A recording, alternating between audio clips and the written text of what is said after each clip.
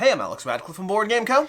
And I am Ricky, and today we are reviewing Link City. Link City, a game by Blue Orange, is a cooperative game of building out a city together. I could teach you how to play, but honestly I think it's far faster to simply show you a single round of play, which means, Ricky, it's time to know, do you want to be the mayor or the vice mayor? I want to be the mayor. Mayor! Ricky's going to be the mayor for this sample round over here, which means I'm going to be the vice mayor, and I'm going to go ahead and grab these 3 cones, which honestly I think she set up with intent to show you how to play, but I just ruined that for her. Yep. But I'm going to go ahead and take these 3 cones, and I'm going to put them onto various spots on the board. Now, without getting too much into the rules, you'll just watch us play around. The main thing to note is we are trying to build a city together, and we're trying to get into each other's heads. This is a cooperative game of trying to think, well, I know what I would do, but what do I think you would do? So, the vice mayor in this game goes ahead and puts these cones out in various spots. We'll take one cone and we'll put it out next to the art gallery, the castle, and the safe injection site. We'll take this other cone over here and we'll put it next to the alien abduction and the intelligence agency as a great combination. I think I'm going to put one next to the robot factory and the bookstore, and we'll go ahead and put one next to the intelligence agency and the alien abduction site. So these are the 3 areas on the board that Ricky, the mayor, has to build the various city tiles into. To that end, she's now going to go ahead and grab 3 tiles from the box without particularly looking at them. She's going to take them, she's going to put them behind her screen, and she's going to decide which of those 3 tiles is going to go in different areas of the city. You can go ahead and start doing that while we talk. But each tile is double-sided. So for example, if we drew the college over here, it could also be the visitor center. And she can choose where she thinks those tiles are likely to go. Because after all, what would you put next to a castle, art gallery, and safe injection site? What would you put next to an intelligence agency and alien abduction site? And what would you put next to a bookstore and a robot factory? Remembering that you don't have complete agency, you have 6 possible options, 3 double-sided tiles that will give you a choice as to where you're going to be putting those various buildings. That means Ricky can go ahead and do this, and when she's ready, I will take a turn and go ahead and guess. Let me know when you're ready. This one's hard. Okay, well, while you keep going, I'll keep teaching. You just tell me when you're ready, and we'll go from there. Now, the game is going to be played out across 6 rounds of play. Here you go. The game is going to be played out across 6 rounds of play, giving players multiple opportunities to hopefully be the mayor and the vice mayor, and then just part of the team who's helping make decisions. Because the vice mayor places the cones, the mayor makes the decisions, and then the entire team that's not the mayor gets to go ahead and think through what they think they would have done. I'm ready. Ready. Ricky's going to reveal. You turn the face down? Yep. Perfect. Ricky's going to reveal these over here, which means right now, I'm going to show you this on the top camera. We're going to slide these over. We have these 3 sites over here. We have a doomsday bunker, a jewelry boutique, and a distillery warehouse. These are the options we have as where to place things. Now, I'm not an expert by any means, but I am pretty sure that I would put a doomsday bunker next to an alien abduction site and an intelligence agency. I can't guarantee that, but I think there's a decent chance of that. Meanwhile, we have a jewelry boutique, which could be turning around for the sake of them. There we go. We have a jewelry. I thought it was the other way for the sake of them, but then I looked and it was still upside down. We have a jewelry boutique that could go next to an art gallery. That certainly seems right. But it also could be next to a bookstore. Where would you put a jewelry boutique? And this is actually a good question for you. Where would you put the jewelry boutique? Because it's a safe injection site, a castle, and an art gallery. I really think this goes well with that. But I also think that the distillery warehouse probably goes better with like the castle and the safe injection site. Or you could think that the distillery warehouse goes well with the factory. This is the hard part to make a decision on. This one, I'm locked in on this one. If it's not that, we're going to cut this review and she'll go to her room. And then there are the times where you just hope that they get the other ones right because the last one was just process of elimination because there's no good way to actually get it up. Yeah, the problem is I can make arguments for both the jewelry boutique and the distillery warehouse. I think the jewelry boutique goes better with the bookstore, but also goes well with the art gallery. And the distillery warehouse goes well with the factory, but also goes well-ish with the safe injection site. I don't honestly, I don't know. But I think, this is tough. This is very tough. I think I am going to go with my gut over here and say that I'm more likely to put a jewelry boutique by a bookstore robot factory and a distillery warehouse by, well, everything else. I just think that, like, if I'm going to buy alcohol from a distillery warehouse, I'll go there regardless of how close it is to a safe injection site. But a jewelry boutique next to a safe injection site just feels like a bad idea. Now is the moment of truth where we're going to reveal these over here. Now keep in mind, if this is a team of players, you'd all make decisions together, have final call, all of that. But for right now, we're going to reveal this first one. And sure enough, Ricky put it by the alien abduction site and the intelligence agency. I thought it fit rather well. It did fit rather well. The question is, ooh, oh my gosh, I was nervous. The robot factory buys metal from the jewelry boutique. I hear you. They're both metal. I hear you. I'm glad we're right. I don't care how we're right. Anyways, we are perfectly right. We got this round perfect, which means we're going to take these tiles, put them out into the ever-expanding city, and also, because we had a perfect round, 2 things happen. The first is that we're going to go ahead and add, and I should note, by the way, this is set up with more tiles on the board than you start the game with, so that part's a little different. But right now, you're going to add... I didn't realize we were going to be playing the game. I thought we were going to be playing the game. You're going to be adding 1 white cone, and therefore, every future round, you now have the opportunity to guess 4 things instead of 3, which gives you opportunity for more points, but makes the game harder. But additionally, because you got a perfect round, you get to take 1 of these bonus tiles and place it on the board in such a way that it gives you extra oh, this one. You chose this one. These are the mountains, not the mountains, the mountains. But over here, you're going to put this on the board, which will give you more connection points. These little trees in between tiles are points, but also locks you off from going in this direction with any tiles. So it's more points with some restriction around it for getting a perfect round. I want to put it there because I don't want to lock off the potential for the rage Works for me. Works for me.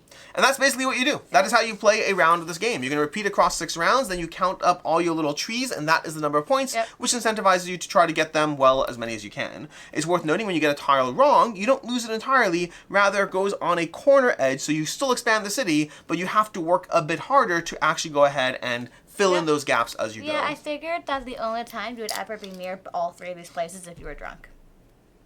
I hear you. That is a very specific... Honestly, you should rephrase that as the only time you'd ever have those 3 places near each other is if the builders were drunk. That too. Small distinguishing aspect. And then it really makes me laugh. On the other side of the Doomsday Bunker is the playground. That is amusing. And also on the other side of the prison is the co-working space. That's... I mean, we're going to move to the review part over here. All of the other sides are always funny. So, we're going to go ahead and talk about this game. Ricky, general thoughts on the game? It is a very fun, very open-ended game. You can play with a ton of people, not too many people, because otherwise you're not going to be able to hear each other talk or yourself think. That's a general problem. That is. Anything else you like about it in particular? I really like how different the tiles are, how insane the things can get. Like these ones were pretty easy.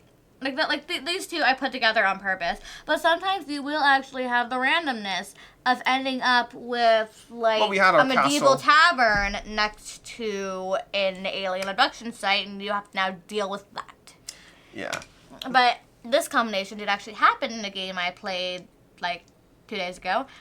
And I was the mayor at the time, and I got this, and I was so happy because I knew that this was obvious, and it was so perfect. A safe injection site in an art gallery, and you had tattoo parlor? Yeah. That's insane. Oh my gosh, that's incredible. I know, I could not. I love that. I was having so much fun. I love that. It's so bad, it's good. Oh my gosh. I was just grinning the whole time. Yeah. And then they're like, okay, now we think. For me, this game is light, simple, but incredibly fun. It just gives you this aspect of you're trying to get in each other's heads, which in general I like that in games, particularly party games, when you're trying to think through how would I do it, but then what do I think you would do? Like, do you see the same patterns I did? What are you more likely to choose? I love that cooperative nature of the game, and I love the sheer variety of tiles. I don't even know how many tiles there are, but like because it's double-sided, I feel there's got to be over 100 different locations, and that gives for a lot of kind of variety. We'll get to a little asterisk to have soon, but a lot of kind of variety to the game experience as you have different combinations of tiles next to each other, and that means every game experience is a slightly different puzzle of what crazy, insane choices is the mayor going to be forced into, and are we going to have to go ahead and choose? And so the game teaches incredibly quickly. You just start playing. It plays pretty quickly. It's highly variable to an extent. Again, we'll come back to that. And then it just gives you a lot of being able to do that whole, what do I think you think would think, and then go ahead and play that out. Anything you don't like about the game? Well, I want to see what I like also. Oh, yeah, go ahead. Please do. Okay, so this game is incredibly easy to make expansions for. Just make more tiles. That would work. Yeah. The playthrough can just... It's just so fun to also watch the way each other's reactions are going on. And then also, like, see the luck that you have. Like, when these 2 were here and I had that. And the unluckiness, like when someone decided to put something here, and then I had to deal with that. Because nothing just fits well there. Nothing does fit between an art gallery, distillery, warehouse, and castle and safe injection site. Yeah. Anything you don't like? I feel like I need to mention this. Oh, the mountains? The mountains? Mountains, yes. Yes. If you don't like misspellings, that could be slightly triggering. For me... Go ahead. It kind of, It annoys that there's only one way to play. Like, I wish there were other types, or like other like a competitive version, or some other kind of like variations on the game. So you're And touching. there are more rounds. You're touching upon the one thing that is an issue for me, which is the variety of the game experience. Despite the fact that the tile variety is very high, the variety of the experience you're playing through, I find, is a little bit more limited.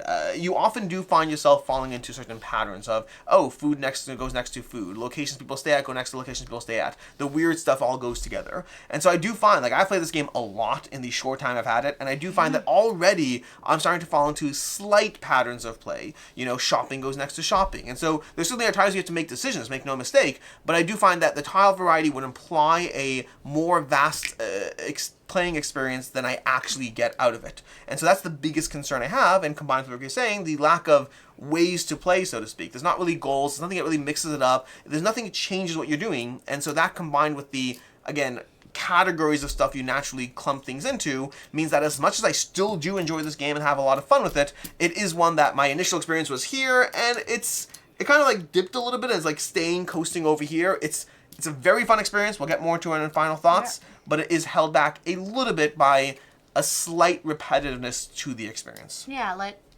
there's a lot of if you just pull up four random tiles, they're all gonna be completely different. But if you play the game a lot, you're gonna realize that most of the tiles are either places people work, places people visit, ways to get there, or weird things. Yeah. And so oftentimes you get into these forced decisions where you're like, what's a better fit, the park or the golfing course? Like, those are similar-ish enough, similar to what you saw happen over here, where the Jewelry Boutique or the Distillery Warehouse, those are similar-ish categories, and there's not a clear reason to choose. So you do have those moments, absolutely, but again, the slight patterns the more you play the game. Yep. As far as final thoughts on this one, what's your rating and general thoughts? Well, my rating's gonna be 4. Okay. Because it's such a fun game to play, and to play it with so many different people, and it just gets so absurd. And I have one thing I must say. This is not a hat. It's not a hat. I had to say that. You're not wrong, it's not a hat. I had to say that.